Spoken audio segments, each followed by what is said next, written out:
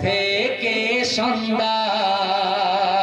একবার দেখা দাও যদি ও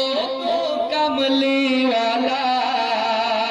হাসি মুখে পরাব তোমার হাজার ফুলের মালা বলো বলো ইয়া